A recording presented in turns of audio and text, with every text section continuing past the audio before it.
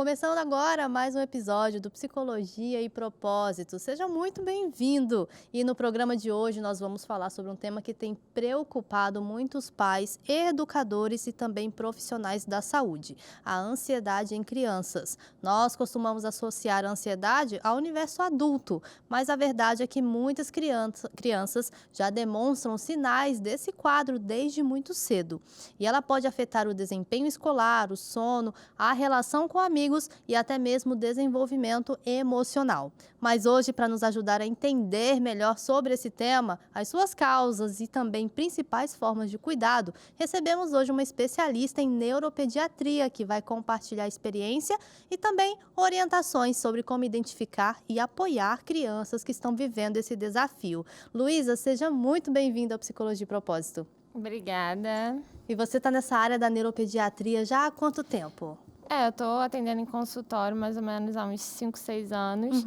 E aí, dentro da neuropediatria, hoje em dia, realmente a gente atende muito ansiedade infantil, muitas queixas de desenvolvimento associadas à psiquiatria. Sim. Então, o que mais chega para a gente hoje são essas queixas. A gente estava até conversando aqui, né, que parece que hoje em dia o olhar diferenciado para a criança está muito maior do que antigamente. Antigamente, não, é assim mesmo, é uma frescura, não tá desenvolvendo muito bem na escola porque não quer estudar, tá Isso. roendo a unha, mas é porque quer roer mesmo. E hoje a gente tem já uns olhares mais diferenciados para a criança em relação a todos esses pontos, né, que a gente pode estar observando. Hoje está diferente mesmo. Antigamente era assim, ninguém vai morrer disso. Se não matar, vai viver, vai sobreviver. Na minha época não tinha isso. Vai virar adulto de todo jeito. E realmente, esses transtornos dificilmente vão matar a pessoa. Sim. Porém, ela vai virar um adulto com muitos outros problemas e várias outras questões por não ter sido olhado desde a infância. Sim. E hoje, com rede social, eu acho que a rede social acabou ajudando muito nisso, né? De difundir um diagnóstico precoce, o que você pode observar no filho. Sim. Aí as mães estão atentas, as escolas estão muito mais atentas, essas crianças estão dentro das escolas. Sim. Então, tem se falado muito de saúde mental infantil, fora os adultos, que os adultos estão adoecendo, né? Hoje em dia, eu acho que a maior incidência de doença deve ser a ansiedade e depressão no adulto. Aí as crianças vão para o mesmo caminho. A gente já escutava aquilo, né? O mal do século vai ser a depressão e a ansiedade. E, infelizmente, a gente realmente tem visto isso. E foi. Ainda mais depois da pandemia, as crianças todas vieram pelo mesmo caminho dos adultos. E aí, se a gente puxa até esse gancho aí, depois da pandemia, porque durante a pandemia a criança não podia ir para a escola. Algumas estavam tendo aula virtual, né? Isso. Talvez as menorzinhas não conseguiam ter aula virtual, porque são pequenininhas, como é que ficava ali de frente para um computador, para uma tela, para conseguir ter essa aula. Então, assim, perdeu bastante o contato com outras pessoas, a vida social ficou abalada e isso, então, pode ter agravado e aumentado os casos de ansiedade em crianças? Para algumas crianças, sim, aumentou bastante, porque a maioria das famílias adoeceu muito, né? Os pais, as mães, dentro de casa, aquela coisa de como é que vai ser, como é que não vai ser. Os pais entraram muito em quadro de ansiedade, e aí um pai e uma mãe super ansiosos dentro de casa, a criança não tem como ficar consequentemente, a criança bem. Também. Exatamente. E o que caracteriza realmente a ansiedade em criança? Porque a gente olha mais para a ansiedade do adulto, né? Eu sou psicóloga, mas eu foco em adolescentes e em adultos. O meu foco não é em crianças, eu não trabalho com crianças. Então, assim, até mesmo se me perguntar, eu vou falar, peraí, eu vou ter que dar uma estudada nisso daí. Mas fala pra gente, o que caracteriza, assim? É totalmente diferente do que a gente imagina pro adulto, tá? As pessoas usam muito o termo ansiedade como sendo uma coisa corriqueira. Sim. Sabe? Eu tô muito ansiosa hoje. Ficou banalizado o termo. Banalizou o termo, exatamente. Igual acontece até com TDAH, eu sou TDAH, e TDAH é um transtorno. Qualquer desatenção, eu tenho vira TDAH, vira totalmente TDAH. Ansiedade pelo mesmo caminho, até pior, né? Que a gente já caracteriza como, tá ansioso, ansioso. E as pessoas costumam usar muito o termo ansiedade para descrever outros sintomas de psiquiátricos, psicológicos. Uma criança mais impulsiva, intolerante, impaciente, o pessoal chama de ansioso. Ele é ansioso porque ele quer chegar logo, não tem paciência para esperar, que são características mais até da impulsividade, do TDAH. Então, assim, o que muita gente chama de ansiedade não é ansiedade real, né? O que a gente vai falar hoje é do transtorno de ansiedade, que é uma questão do humor, que está relacionada à depressão. Não é esse sintoma de ansiedade que a gente costuma chamar a criança mais acelerada, às vezes até uma agitação e não tem um sofrimento associado àquilo, né? A ansiedade, ela tem sempre algum sofrimento ali associado com aquilo, com o medo de que algo ruim aconteça. E na infância, o processo é o mesmo, mas o que a gente vê de sintoma é totalmente diferente. E aí, o que a gente vê na criança? Dor de cabeça, dor na barriga, vômito sem causa, queda do desempenho escolar, dificuldade para dormir, ou sono demais, né? Mas em geral, na ansiedade, a dificuldade para dormir, redução ou aumento do apetite. Geralmente é isso que a gente vai ver na infância. Quanto menor a criança, a gente vai ver sintoma de irritabilidade. Então, vai ser uma criança que vai ser mais irritada, ela vai ter mais crises de raiva, ela vai agir com mais agressividade, ou os medos vão ficar mais aflorados, vai ser uma criança muito medrosa, que não vai ficar sozinha no cômodo, ou deixa de fazer coisas que antes ela conseguia fazer, que chora muito para ir para a escola, ou que chora muito para se separar dos pais. Aí o problema é que, às vezes, ela vai ser tida como uma criança chatinha, como uma criança irritadinha. Ah, não vou deixar ela brincar com outras crianças porque ela vai bater no amiguinho, ela tá mais irritada. Ah, o sono tá desregulado. Poxa, não quer dormir de jeito nenhum, não tem rotina. Essa criança não tem rotina. Mas são pontos que precisam ser observados com um olhar diferenciado. Porque a criança, ela não vai ter a percepção do adulto de que eu estou ansiosa porque eu tenho uma crença de que uma coisa ruim vai acontecer, e será que vai ser isso, será que vai ser aquilo? Eles não têm essa maturidade para entender o próprio pensamento. Então, eles só sentem como se fosse aquela adrenalina no corpo. E aí, muitas vezes, a criança que, quando está associada à escola, passa mal na escola, vai muito para enfermaria, pede muito para ir embora, tá mais irritada. Então, a gente também tem que ver uma progressão, né? Não é uma criança que nasceu assim, é uma criança que estava bem e daqui a pouco começou a surgir irritabilidade, choro, enfermaria. A gente começa a pensar que pode ter uma ansiedade aí. Mas também um nível de ansiedade é normal se tem uma mudança, né? Às vezes a criança se mudou de escola ou um divórcio dos pais, alguma coisa assim. Vai ter um período de ansiedade que a gente sabe que é a adaptação. Porém, se isso não melhorar, se isso escalar muito, ou se não tiver um motivo aparente, aí é interessante a gente investigar, sim, porque senão essa criança, dificilmente ela vai melhorar sozinha. Ela vai oscilar em períodos melhores, porque a criança, dificilmente ela entra num quadro como adulto de, tudo é horrível, tudo é chato, não quero nada. A criança sempre vai estar interessada em alguma brincadeira, ela vai rir, ela vai acabar funcionando como criança e a gente acha que, então tá tudo bem. Então ela vai ficar flutuando e o tempo vai passando. E isso só aumenta o fator de risco dela ter um transtorno de humor na vida adulta, realmente uma ansiedade, ou evoluir com uma crise de pânico, depressão, então é importante olhar isso na infância para não acarretar um problema muito maior quando chegar na adolescência ou na fase adulta. Exatamente, porque na adolescência é onde tudo explode, né? Então, se é uma criança ansiosa, na adolescência isso vai com certeza explodir de alguma forma, se não for tratado, se não tiver um olhar para isso, né? Fora, lógico, os riscos que a gente tem de desempenho escolar, que poderia ser muito melhor, às vezes é um desempenho escolar muito ruim, a parte social, às vezes, fica muito ruim, até os índices de suicídio, por exemplo, que hoje em dia estão muito maiores, então tudo isso a gente tem que olhar. E essa ansiedade infantil, ela pode estar ligada ao estilo de vida da família, ou isso independe? Sim, infelizmente sim. A gente sabe que tem um componente genético forte, então realmente tem crianças que têm uma rotina muito boa, têm uma família muito saudável, são super bem estimuladas e acabam desenvolvendo, porque é genético. E aí geralmente tem um pai ou uma mãe com forte histórico de ansiedade ou de depressão, já com característica desde a infância, né? Agora, o estilo de vida hoje está contribuindo para o sintoma de ansiedade, que é o estilo de vida de menos atividade esportiva, mais sedentarismo, menos luz do sol, a criança dentro de casa muito tempo, a criança exposta ao celular, então o tempo inteiro recebendo informação de forma imediata, muitas informações ao mesmo tempo, com liberdade para trocar de uma informação para outra, tudo muito rápido, um contato muito grande com pessoas, mas tudo na rede online, né? E nada na rede presencial. Então, é tudo que existe para contribuir para a pessoa, para o nosso cérebro, não foi feito para isso. Não sei se faz sentido. Faz mais ou menos. Mas aproveitando que a gente está com um profissional aqui, então deixa eu tirar logo essa dúvida. Ouvi falar sobre os vídeos curtos, né? E também sobre os desenhos de hoje em dia, que são desenhos mais acelerados e com cores mais chamativas. Aqueles desenhos mais antigos, por exemplo, não sei, Ursinho Pooh, Ursinhos Carinhosos, que eles tinham umas cores mais pastéis, vamos colocar assim. Umas cores mais pastéis, eles não eram tão definidos e eles eram um pouco mais lentos. Esses desenhos mais chamativos, mais rápidos, talvez até com episódios mais curtos, isso também pode contribuir para que uma criança que tem muito acesso a esses desenhos possam ter uma crise de ansiedade ou sofrer com um transtorno de ansiedade?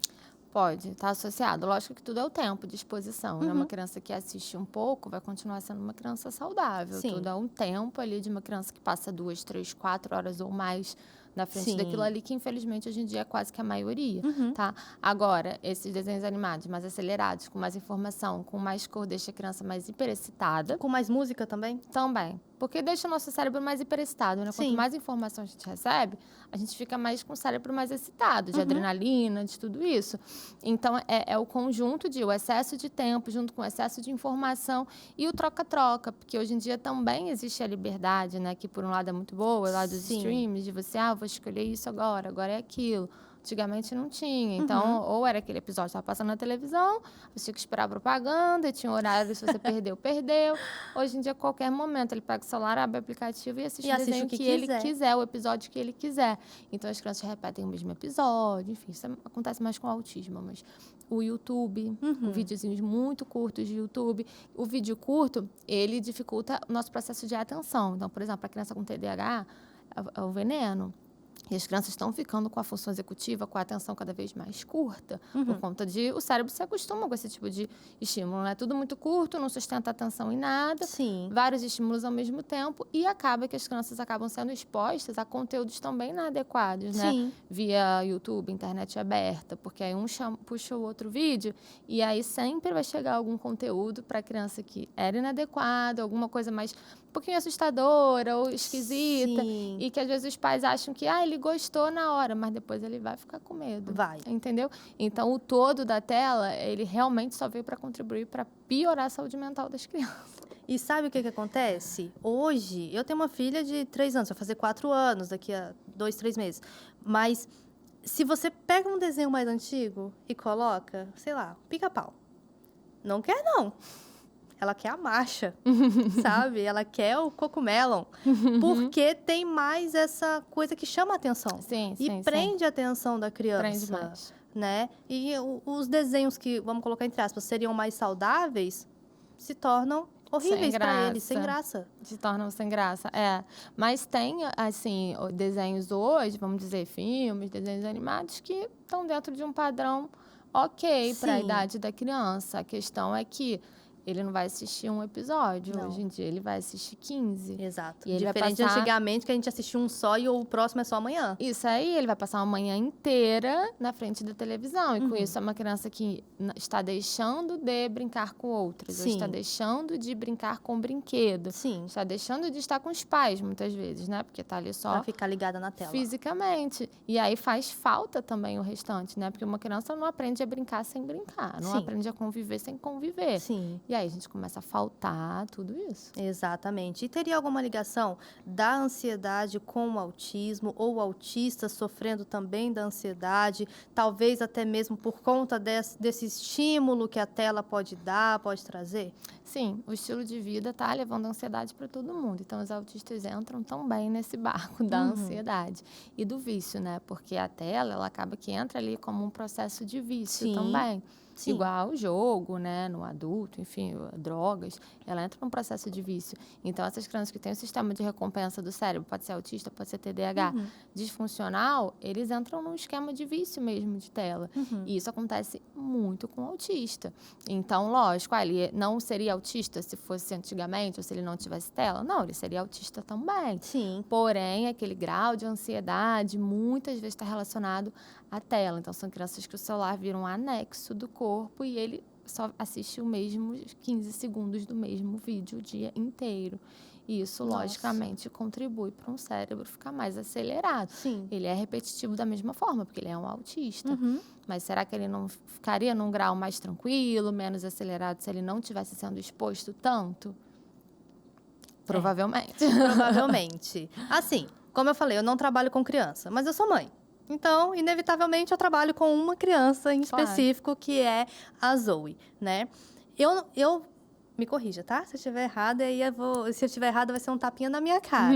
Eu não sou a favor de tirar 100% da criança, mas também não sou a favor de deixar a criança naquela tela ali por 2, 3 horas por dia, né? Então, existiria, talvez, não sei se isso seria regulado pela idade da criança, não sei, um tempo que seria apropriado para cada criança ficar ali na tela, talvez aquela que já tem um diagnóstico de ansiedade, vamos tirar um pouco mais, aquela que já tem um diagnóstico de autismo, vamos tirar um pouco mais, vamos colocar ela com outras atividades? O problema hoje em dia é justamente o equilíbrio. Sim. A gente não, as famílias não conseguem encontrar um equilíbrio, porque nem o próprio adulto não tem equilíbrio. Não. Porque o Tá paciente difícil do adulto se controlar, imagina o paciente que eu tô criança. tentando tratar, a ansiedade, que eu tô tentando diminuir o tempo de tela, é um pai que passa o dia inteiro com o celular na mão. Ou a mãe passa o dia inteiro com o celular na mão. Então, o momento de relaxamento é com o celular na mão.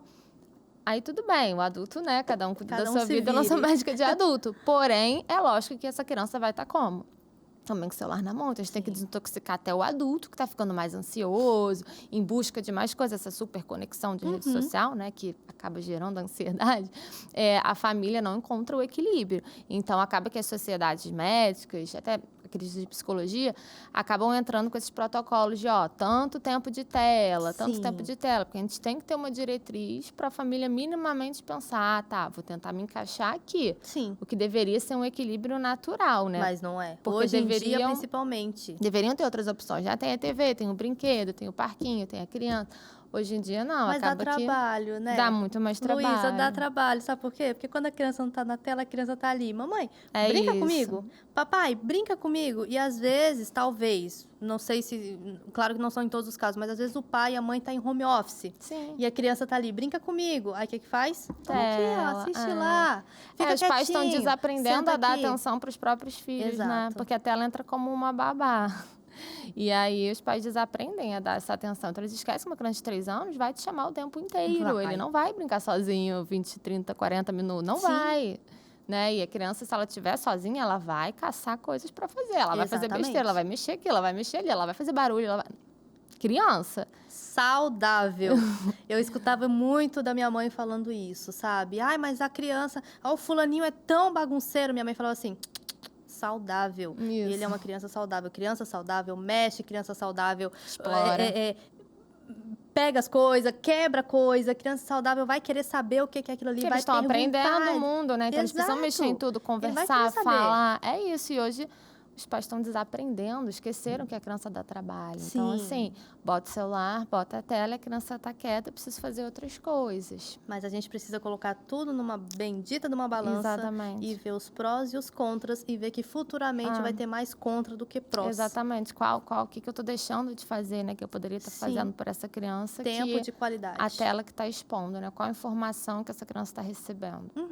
É um tempo perdido. Tempo perdido. E que não volta. Não, exatamente. E que não volta. Dentro das escolas, teriam alguns sinais, assim, que os professores, os educadores, coordenadores poderiam observar numa criança para chamar a atenção dos pais em relação a um possível, uma possível ansiedade ou qualquer outro transtorno que a criança possa ter? Tem sim. Até puxando o gancho aí da questão da tela, eu acho interessante as escolas também estarem engajadas nisso, né? De até agora que foi proibido o celular dentro da escola. Graças a Deus. As escolas começarem a olhar para isso e chamar mais os pais para a realidade, né? Porque eles são educadores, porém a gente sabe que eles acabam entrando muito na educação de casa, no que os pais deveriam fazer, e a escola acaba assumindo esse papel, que está errado. Está sendo terceirizado para a escola, a educação que a casa deveria dar. Porém, as escolas, tem algumas escolas que já fazem esse trabalho de vamos tentar diminuir o tempo que essas crianças estão ficando, porque tem criança que chega da escola, joga online até 11 horas da noite, dorme, acorda, joga online e vai para a escola. Então, assim, são todos na rede online. Sim. Não que ele não possa jogar, eventualmente, não sei quanto tempo, mas assim... 5 horas por dia, 6 horas por dia, você imagina? Tá muito. Então, acho interessante também a escola olhar para isso, de repente chamar os pais, as famílias, né? Vamos tentar diminuir, vamos fazer isso. Enfim, programas junto, porque não adianta você querer que a sua filha não faça. Não é que não adiante, mas imagina você nadar contra a correnteza, né? A turma toda dela tá ali. Aí só ela que não. Então, se a gente tentar fazer um conjunto, né? Isso partindo da escola, eu acho que funciona.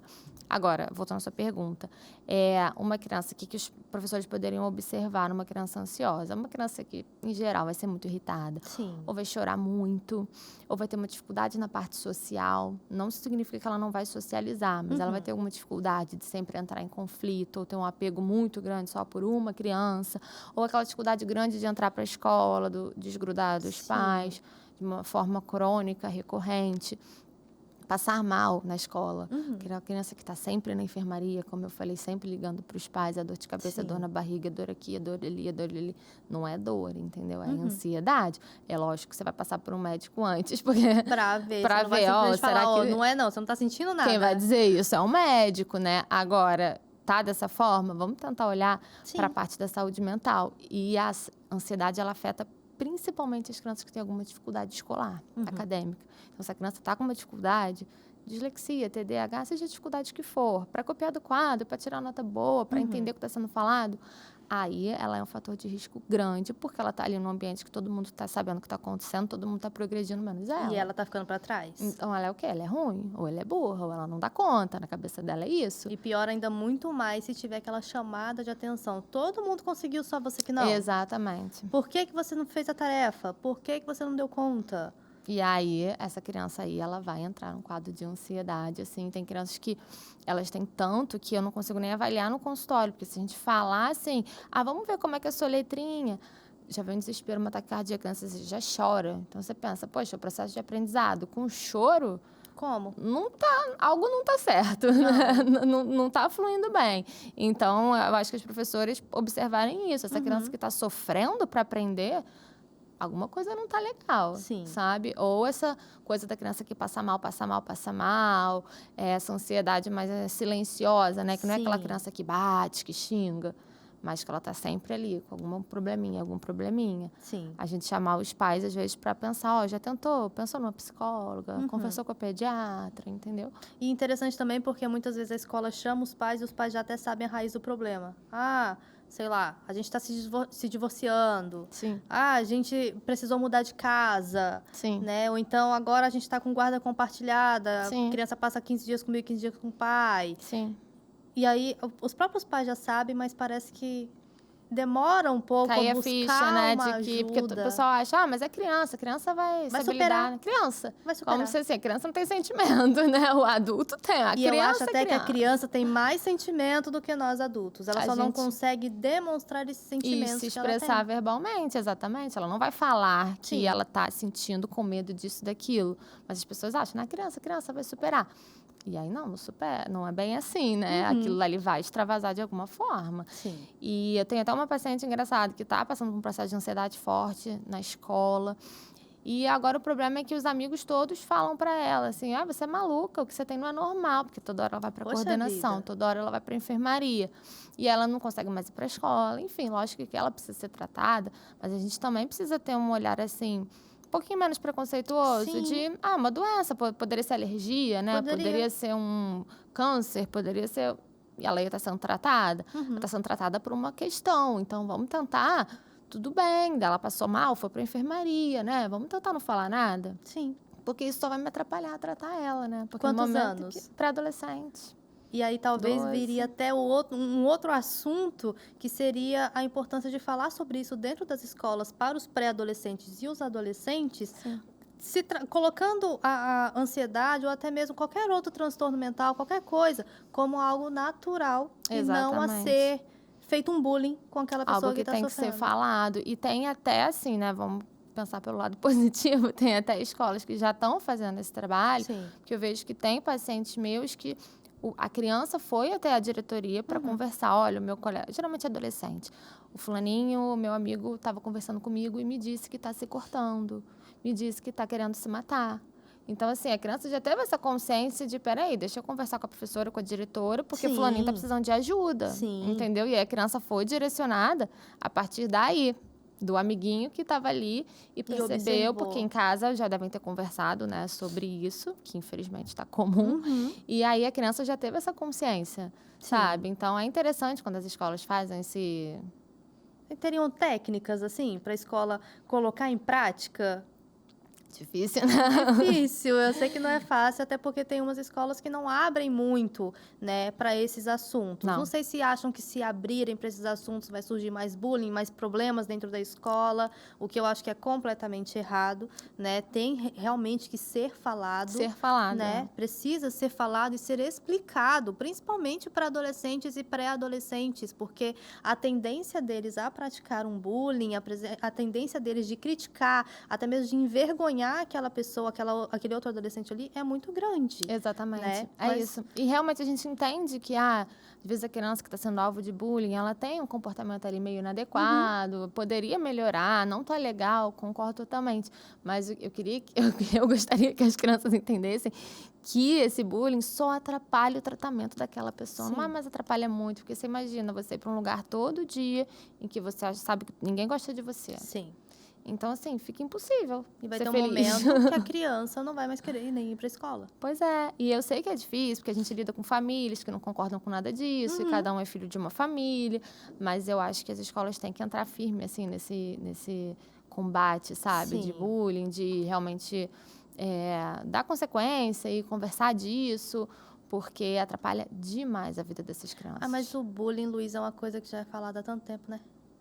E parece que tá do mesmo pé. No Tá mesmo no pé mesmo de pé. quando eu estava no ensino médio. Isso. Eu acho que tá no mesmo pé. Então, talvez deveria E hoje ter... está pior, na verdade, aí vou botar a lenha na fogueira. Porque com o WhatsApp, ele não tá mais só na escola. Não. Entendeu? A coisa sai da escola, tá Sai. respingando. Sim. Então, eu tenho até escolas que já comentaram comigo, porque eu fiquei sabendo que foi falado no grupo de WhatsApp das crianças e a escola tem que se envolver com o que foi falado no grupo de WhatsApp, porque foi tirado foto, ou foi falado que aconteceu e a isso. exposição fica muito grande. Ou aquilo dentro do ambiente escolar e o bullying é praticado no grupo de WhatsApp das crianças da escola.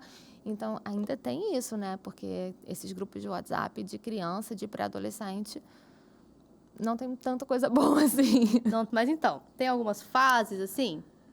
Que a criança possa desenvolver mais aquela Sim. ansiedade, tem. A gente tem algumas fases ali sensíveis, que assim, 5, 6 anos é quando a criança começa a perceber um pouco mais o mundo, começa a perceber certos sentimentos que antes passavam batidos, né? Sim. Até ali 3, 4 aninhos é aquilo, eu quero isso. Aí se não deu, chorou. Aí se você deu, acabou o problema. Aí vida que segue. Daqui a pouco não tá nem mais lembrando o que frustrou, o que não frustrou, vida que segue. Sim. A criança já com 5, 6 anos, ela já começa a perceber o mundo um pouquinho de forma diferente. Então, já começam a entrar sentimentos mais complexos, que ela vai começando a tentar entender, tentar refletir. Sim. E aí pode começar a surgir ali sinais de ansiedade.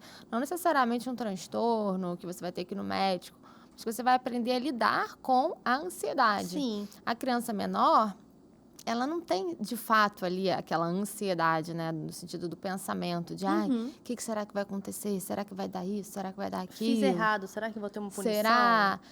Será que vai estar assim? Vão gostar de mim? Não vão gostar de mim? Não, ela tá mais assim, tenho medo ou não tenho medo, né? É muito assim, minha mãe tá comigo ou não tá comigo? Agora, o mais velho, não. Então, já começam a surgir ali as ansiedades e é interessante os pais conversarem sobre isso, para a criança aprender a lidar, né? Sim. Normal ficar ansioso às vezes, tudo bem. A gente pensa nisso, pensa naquilo, aprende a se controlar, aprende a relaxar. Assim, né? Como os adultos fazem, e vida que segue. Se aquilo acentuar, aí sim que a gente busca um tratamento médico. Sim. Outro período muito sensível é a adolescência. Aí típico. Realmente é algo... assim, na verdade, é até um período em que realmente surgem os transtornos, muitos dos transtornos psiquiátricos, eles vão abrir o quadro na adolescência. Então, é importante a gente estar de olho nisso, porque tem até o que se chama de síndrome da adolescência normal, que é uma síndrome... Essa é nova, essa daí eu não sabia. Pode existe pesquisar. a adolescência normal e a anormal, então.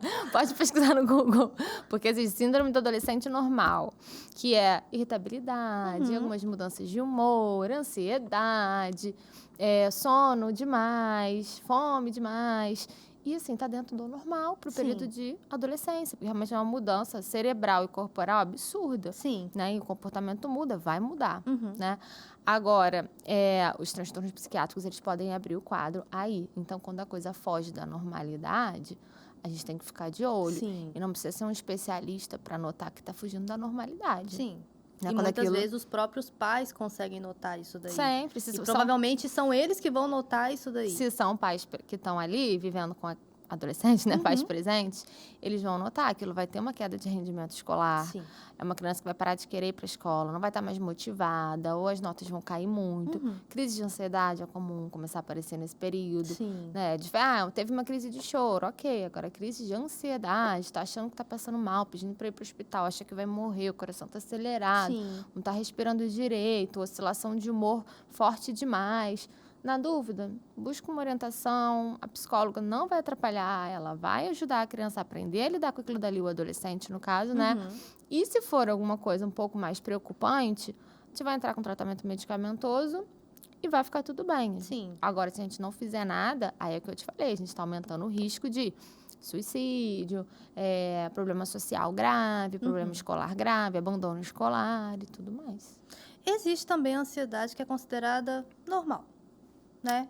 Existe. A gente sente ansiedade pelo que vai acontecer amanhã. Exatamente. Amanhã eu tenho uma prova para fazer. É normal eu me sentir ansioso. Exatamente. Né? A gente só não pode deixar que isso se torne de uma forma exacerbada com essas preocupações a ponto de se tornar um transtorno. Um problema na sua vida, né? Que te impede de fazer de coisas, fazer as né? coisas. Deixa de fazer porque tá chorando demais e gritando, e deixa de conseguir porque se recusou a ir. Então, quando aquilo tá mexendo com a vida da criança, você fala, não, peraí, eu não tô conseguindo fazer nada com essa criança. Eu não consigo levar numa festa, eu não consigo nem levar na escola, é um parto, e eu não consigo... Entendeu? E aí você pensa, pô, então não dá. Alguma coisa não tá no lugar. Sim. Eu observava, assim, com algumas crianças, por exemplo, roer unha. Isso pode ser um sintoma? Mais ou menos. Não é tão clássico assim de ansiedade, não. Ele entra mais naquele combo de ansiedade, que a gente chama de ansiedade, mas é uma impulsividade, uma dificuldade de lidar com tédio, uma mania, uma inquietação corporal.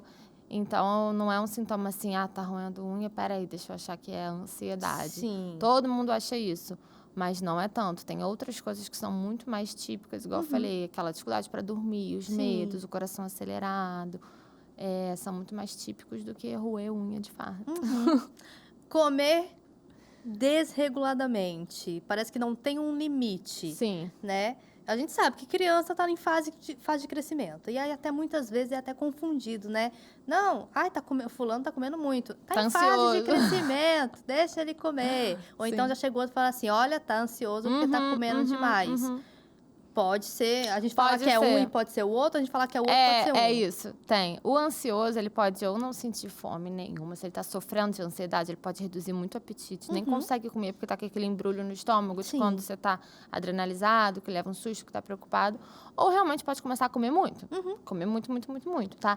Agora, da mesma forma, a gente tem que entender o que é compulsão, porque os TDAHs, alguns TDAHs, eles podem ter a compulsão alimentar. Entendeu? Que é aquela dificuldade de parar. Algo que dá prazer é muito difícil de parar. Então, em vez de comer 2 biscoitos, vai comer 2 pacotes de biscoito. Né? Igual a gente falou da tela. Em vez de ficar 20 minutos, fica 2 horas. Então, tudo é muito intenso, muita quantidade. Tudo que dá prazer é muito. E aí, isso é uma característica, assim, de compulsão. Sim. Que pode estar junto com a ansiedade ou pode ser uma coisa separada ali dentro de outro transtorno. Sim. Mas, assim, está dentro do que a gente considera como normal. Não, o normal é qualquer pessoa, criança, adulta, adolescente, sentir a saciedade, né? O estômago sinalizar para o cérebro, você já está cheio. Sim. Eu tenho paciente, sim, que come até vomitar. Só porque para não quando tem vomita. a parte de parar. Porque não consegue parar, entendeu? Agora, ansioso, eu não tenho fazendo isso, não. Foi o que eu te falei, são outros quadros ali um pouquinho mais complicados. Então, o normal é que isso não aconteça. Agora, se é um pai, uma mãe, a gente já tá na família, que tem o hábito de um pai e uma mãe que são ansiosos, compulsivos, obesos, e o normal é comer um pacote inteiro de bisnaguinha de uma vez. Então, assim, a criança, ela vai acabar achando que aquilo é o normal e vai reproduzir aquele comportamento. Exatamente. E o sono também completamente influenciado. Sim, também.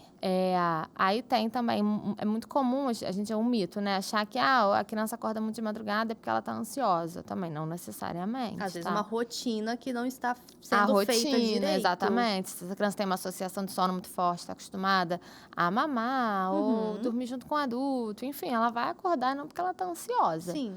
Agora, uma criança que já dormia bem e começou a acordar de noite, ter muitas dificuldades para adormecer, a cabeça tá com muito pensamento, tá acelerado, medo, ou acorda de noite naquela adrenalina, dificuldade para dormir de novo.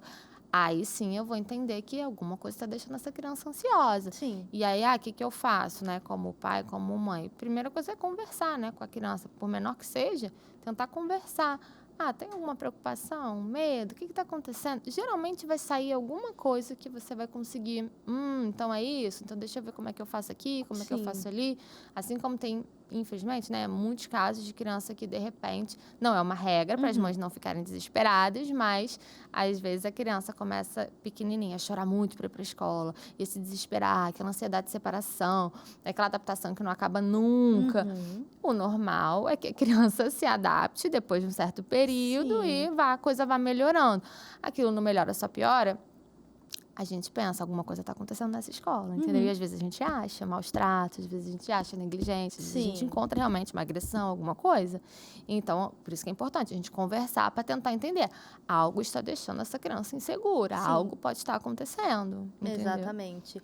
Hoje a gente vive num mundo onde está tudo um pouco liberado, para não dizer muito, né? Tudo um pouco / muito liberado. E a gente não vê a rotina sendo feita com crianças da forma que eu acho que deveria ser feito. Laísa, você é uma mãe perfeita? Estou longe disso. Erro e erro muito e vou errar ainda mais, sabe? Eu acho que não existe a mãe e o pai perfeito, não existe a criança perfeita, mas a gente tenta manter a normalidade ali do negócio e fazer funcionar, né? Eu tento manter uma rotina com a minha filha, horário de dormir, horário de comer, e eu até brinco às vezes falando que eu cavei o buraco e eu mesma caí lá dentro, né? Criei a rotina da comida, não aceita lanche, tá? Um fim de semana, vamos comer um sanduíche? Não. Eu quero a comida, mamãe, cadê o papá? A hora da janta, eu quero a comida, mamãe, cadê o meu papá? Assim como a hora do sono, 7h30 da noite. Acabou. Às vezes eu falo assim, vou fazer um teste, eu vou deixar ela, vou ver até onde ela vai. Às vezes ela olha pra mim e fala assim, mamãe, vamos dormir? Aí eu falo, mas já? Aí ela, tô com sono, vamos dormir? 7h30, 7h40, estourando, sabe? Talvez, me corrija se eu estiver errada. Ou não, me responda, não vou me corrija não, me responda. Criar uma rotina com crianças reduz o risco dela ter ansiedade? Reduz. Tá, uma das principais estratégias que a gente tem, que a psicóloga, quando a gente manda, a psicóloga sempre vai orientar isso, e eu geralmente já antecipo na consulta, é rotina. Porque a previsibilidade diminui muito a ansiedade. Quando a gente sabe o que vai acontecer, a gente está seguro, né? Eu vou para um lugar que eu nunca fui, não sei qual é o caminho, não sei quem eu vou encontrar lá. Será que as pessoas são legais? Será que vai ser esquisito? Claro que eu vou ficar um pouco ansiosa. A criança é a mesma coisa. Então, se ela nunca sabe o que vai acontecer, é lógico que uns mais, outros menos, ela vai ficar mais ansiosa. Então, se é um perfil de criança que você já está notando ou achando que é um pouco mais temperamental, mais ansioso, a rotina, a previsibilidade, ela traz segurança. Então, ele já sabe que ali ele vai comer a comida dele com aquela pessoa ali, que é quem dá a comida para ele. Ele vai para a escola de tal forma. Um dia de uma forma, outro dia de outro. Claro, abrir exceções é natural. Mas aquela criança que não tem horário, um dia vai de uma forma, outro dia é outro que leva, nunca sabe quem vai buscar. E às vezes almoça, às vezes não almoça no caminho. Isso daí traz uma falta de previsibilidade. E aí a primeira coisa é a gente definir a rotina. Vai ser dessa forma, todo dia dessa forma. Até aquilo se tornar um hábito para aquela criança. A criança já sabe que vai ser daquela forma, então não tem outro jeito. Será que vai ser assim, vai ser assim, vai ser? Não, eu já sei como é que vai ser, então não vou ficar ansioso. É exatamente a primeira estratégia que a gente orienta para a criança que está ansiosa. É uma rotina bem estabelecida. É uma rotina estruturada, previsível para a criança. Que até para a gente fazer hábito de sono bom, hábito alimentar bom, a gente sabe que tem que ter a rotina, né? Exato. Se a gente abre mais exceção do que a regra, eles sempre vão estar tentando fazer diferente. E eu acho legal, como eu falei, né? Eu não trabalho com criança, mas eu tenho uma criança que eu trabalho com ela. A Zoe. Eu acho legal que a gente vai colocando assim, mamãe, ela fala assim, hoje é sábado? Eu falo, não, hoje é sexta-feira. Por quê? O que você quer sábado? É que sábado é o dia do sorvete, né? Sábado é o dia do sorvete. A espera ansiosa pelo sábado, porque o sábado pode tomar o sorvete, sabe? Mamãe, hoje eu posso comer um lanchinho? Filha, hoje é dia de semana, eu acho que não. Vamos deixar para domingo? Então tá bom. Eu acho até que a criança consegue até ter essa paciência de esperar aquilo dali acontecer quando Sim. ela vai tendo uma rotina, Sim, né? ela se acostuma. Ela vai se acostumando. Sim, mas tem muitas famílias que não conseguem instituir isso. Às vezes que até a mãe, às vezes é ansiosa e tem medos em relação à maternidade, que é normal, a gente tem. Sim. Mas que se a gente não se tratar, a gente vai acabar passando isso pro dia a dia. Sim. Então, o medo de frustrar, o medo de dizer não, o medo de a rotina ficar muito chata ou muito rígida e... Enfim, às vezes a vontade de viver mais a vida do adulto do que a vida da criança. Aí a gente começa a ter esses problemas daí. Ainda mais quando a gente tem um filho só, né? Muitas vezes eu me seguro, Luísa. Eu me seguro, porque a gente quer fazer todas as vontades da criança, né? Eu fui numa loja com ela viu um boneco, ela falou assim...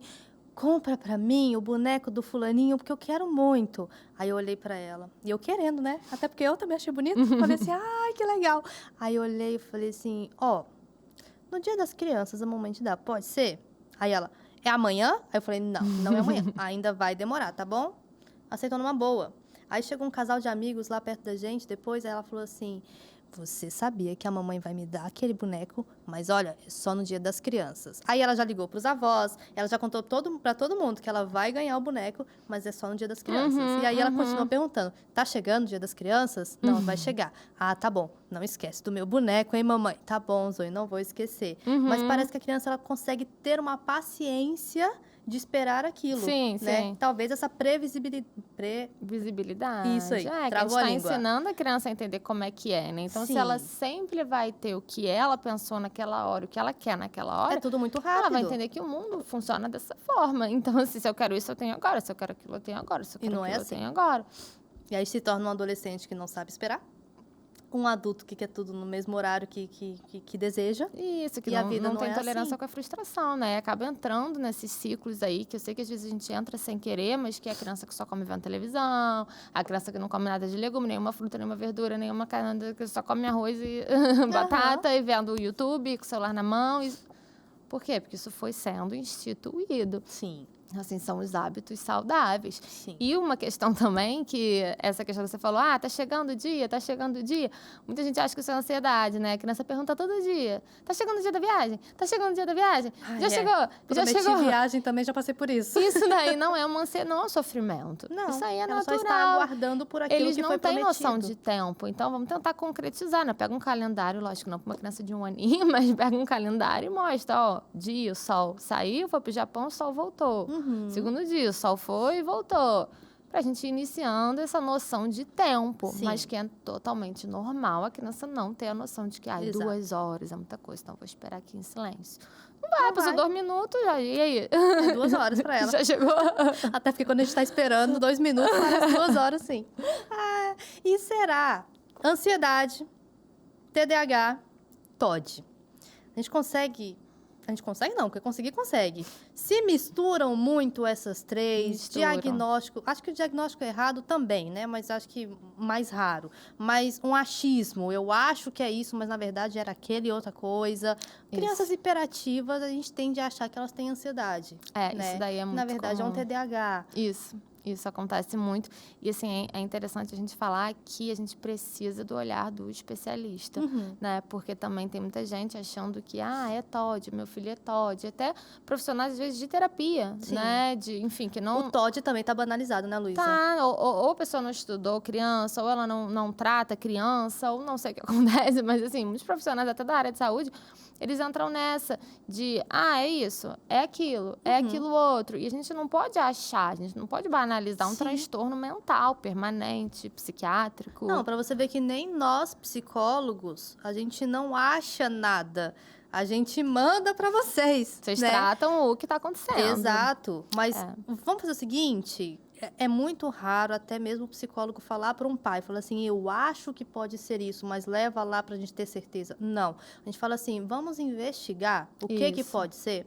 E aí, quando volta com o laudo, muitas vezes a gente fala assim, acertei. Isso, né? mas isso não é o que acontece na prática, não. Exatamente. Tá? Na prática...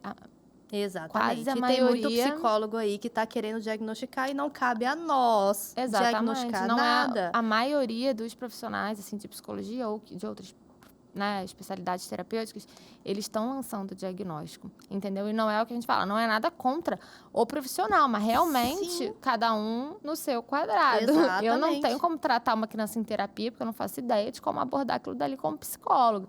Agora, o laudo é médico, o encaminhamento é médico, tanto que o plano de saúde só vai cobrir se tiver o carimbo do médico, só vai acontecer se for o carimbo do médico. Então, isso daí tem acontecido muito, tá muito banalizado mesmo. E assim, não é a maioria das pessoas que tem um transtorno neurológico psiquiátrico. Então, não é a maioria que é TDAH, não é a maioria que é TOD, não é a maioria que é ansioso. É a minoria. Tá crescendo o diagnóstico? Tá. Tá aumentando a incidência? Tá. Mas, gente, às vezes acontece de uma turma da escola, mais da metade tem um laudo. Tá errado, né? Isso não tá, não é, não é o que se espera, sabe? Então, tem muito isso também de confusão diagnóstica, que, na verdade, espera aí, às vezes a criança, ela é o rei da casa, ele não é TOD, todo mundo faz as vontades dele. Sim. Então, assim... Mas o TOD, como eu falei, tá banalizado, né? Até quando a gente chega, às vezes, na escola, fala assim, aquele dali, erradamente, fala, é um todinho. É todinho. Gente, não é. Não, porque TOD verdadeiro, que eu falo, se fosse TOD, você não ia estar rindo.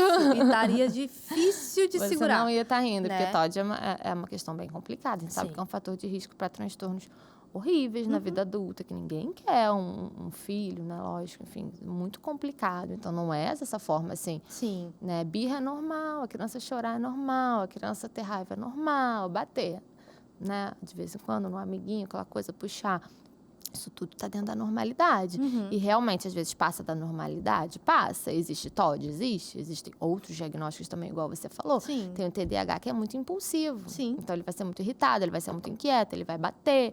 E ele é TDAH, ele não é ansioso nem é TOD. E tem o ansioso, né? Que tem transtorno de humor. Sim. E que está irritado e acaba batendo e agredindo e ficando agitado. E, na verdade, ele não é nem TOD, nem TDAH. Então, assim, ver sintoma de saúde mental em criança realmente é um desafio. É uma coisa muito complicada, não é fácil, não é de primeira. A gente tem que investigar aquela criança, entender como aquela família funciona, que às vezes a gente descobre que o fruto de tudo aquilo é a dinâmica familiar, a gente tem que entender o comportamento daquela criança na escola. Então, assim, não é, eu acho que é isso porque tá difícil. Exatamente. Quando a escola, que tem esse... É para ter, né? Esse olhar um pouco mais diferenciado, chama os pais, pede para ser investigado, papapá. Aí chega até o neuropediatra. Aí o neuropediatra vê, faz tudo. Acertei, tá, gente? Eu tô aqui, ó, neuropsicóloga, não neuropediatra. Aí a neuro pega, faz todo o estudo e nananana. Paf, diagnóstico fechado. Mas os pais não aceitam aquele diagnóstico e não vão procurar um tratamento para aquela criança. Também tem isso. Que acontece. Assim, acontece bastante. Na verdade, em geral, quando os pais eles já chegam na consulta do médico, eles já estão abertos para um diagnóstico, tá? Geralmente, os pais que estão negando muito que algo está errado com o filho deles, eles nem vão até o médico, entendeu? Eles não chegam lá. Quando eles chegam, eles já estão... Eles podem até te convencer do contrário, mas eles já estão mais abertos para receber, tá? O que acontece muito mais de resistência às vezes, há uma mudança de hábito de vida, há uma terapia. Porque é muito mais fácil, querendo ou não, é mais fácil a gente medicar. Sim. Né? É mais fácil eu esperar o efeito do medicamento. E, às vezes, realmente eu preciso do medicamento. Mas sozinho... por si só não vai funcionar. Muita coisa a gente não vai conseguir, né? A gente tem que mudar o gatilho, a gente tem que mudar o ambiente que está estressando. Na hora que tirar o medicamento, volta tudo. Exatamente. Então, o medicamento, às vezes, ele é super necessário. E a gente usa quando precisa usar para contribuir com o tratamento. Agora, terapia psicológica, tem que levar a criança, porque a criança não faz online, e tem que pagar, porque não é baratinho, e aí tem que alguém se deslocar para fazer isso. É trabalhoso. Então, dá trabalho, mudar, instituir um horário de dormir, desligar a luz, aturar a criança chorando, que ele vai chorar, ele vai reclamar, ele vai protestar. Fazer uma rotina difícil. Né? Parar de comer só chocolate, besteira, de manhã, biscoito, come o que quer, colocar numa atividade física, desligar a televisão, vamos para aula de tal coisa. Para uma criança que estava acostumada com o contrário, é caótico, vai ser uma adaptação. Então, assim, essa é a resistência maior, que às vezes os meses passam e tá tudo igual. A mesma coisa. Porque mudar hábito de vida é difícil pra caramba, com criança. Mais ainda, porque a criança vai protestar. Como que ela vai protestar? Ela vai chorar, chorando, ela vai gritar, birra. ela vai... E aí a gente entra naquele ciclo vicioso que é dar o celular, porque aí dá o biscoito que ela quer, porque aí, não, moça, toma um biscoito aqui, vai ficar quieta. É mais fácil. E aí eu concordo que é muito chato a criança ficar chorando. Eu também não gosto das crianças frustradas. Ninguém quer ver o próprio filho frustrado, chorando. Mas a gente tem que entender que o adulto da relação é a gente. Então, se a gente não atuar como o adulto, a criança não tem maturidade nenhuma para saber o que ela quer da vida dela. Não. Então, o adulto que é responsável por ela. E será que teria uma incidência maior de ansiedade entre meninos ou meninas ou mesma coisa? Os transtornos, em geral, eles são mais recorrentes em menino, tá? Em geral, TOD, TDAH, autismo, mas a ansiedade, ela acaba afetando mais menina, principalmente nessa idade aí de adolescência. Teria alguma explicação? Será hormonal, alguma coisa assim? As meninas, elas acabam tendo, assim, uma maturidade maior, que chega mais cedo, né? Chega mais rápido. E querendo ou não, quanto mais maduro você é, você percebe mais as coisas ao seu redor, você reflete mais. E aí você começa a ficar mais ansioso. E a gente também tem a questão, a estética. As meninas estão expostas a maquiagem para ir para a escola, a skincare. Aí começa a comparação, comparação de o corpo. É exatamente isso, é o cabelo. Então a gente entra naquela coisa que o menino ele não tem tanto, mas a menina tem. É o estojo de brilho, aí dinheiro, aí quem tem, quem não tem o dinheiro. E quem tem o WhatsApp, quem não tem, quem tem a rede social. Quem tem o melhor celular, quem não tem. Quem tem o melhor celular. Quem viajou para tal lugar. A fulaninha que tá viajando muito, e tem skincare, e tem maquiagem. Então, assim, a menina, ela tá mais exposta, querendo ou não. Porque os meninos, alguns estão, lógico que estão, mas muitos estão lá no futebol e ninguém tá ligando pra nada e tá tudo certo. Os meninos são mais relax, né? É meu parceiro pra cá, meu amigão pra lá e vambora. É isso, e ninguém não tem maquiagem mesmo, vai fazer o que no cabelo? Então, assim, vida que segue. E estão lá falando de futebol. Então, eu acredito que isso daí é um fator, assim, enorme, né? Sim. Gente, o assunto foi bom. Acho que dava mais, não dava? Dava. Acho que dava mais, uma coisa vai puxando outra, né? E aí acaba que a gente vai falando. Luísa, obrigada pela sua presença, obrigada por ter esclarecido, né, sobre essa questão de ansiedade infantil. É uma coisa que precisa ter um olhar diferenciado. A criança também precisa, se sendo necessário um tratamento, como você falou, sendo necessário uma medicação, né? Então, assim, os pais não sejam omissos, não é uma vergonha a sua criança precisar de um tratamento, de uma medicação ou de uma atenção um pouco diferenciada.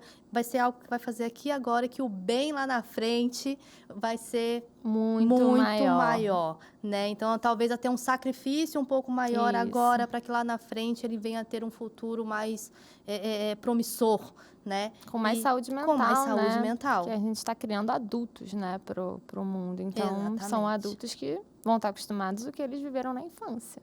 Exatamente. Fala pra gente suas redes sociais. Então, minha rede social, Luísa com Z, Luísa Sotero, neuropediatra. E aí lá no Instagram tem o linkzinho do site, tudo certinho. Podem me seguir, que eu posto bastante vídeo sobre essas questões de saúde mental e outras questões neurológicas. Então você faz vídeo também? Tenho bastante vídeo. Vai ajudar bastante, não só a mim, como vocês também, né? Falando bastante sobre estes assuntos com crianças. Ela que é neuropediatra e não neuropsicóloga. Neuropediatra, gente. Foi muito bom o programa de hoje. Você que tá aí com a gente, segue lá no Instagram também, para você ver os outros temas que a gente também tem colocado, tem gravado aqui para vocês lá no Psicologia Propósito. E lá no YouTube, no canal Psicologia e Propósito. Não deixa de compartilhar esse programa com outros pais, com outros educadores, enfim, com pessoas aí que têm crianças pequenas e que podem sim se beneficiar desse episódio de hoje, de todas essas explicações que nós tivemos aqui. E você que esteve com a gente até agora, muito obrigada pela sua presença e a gente te espera aqui no próximo episódio do Psicologia e Propósito. Até a próxima e fica com Deus!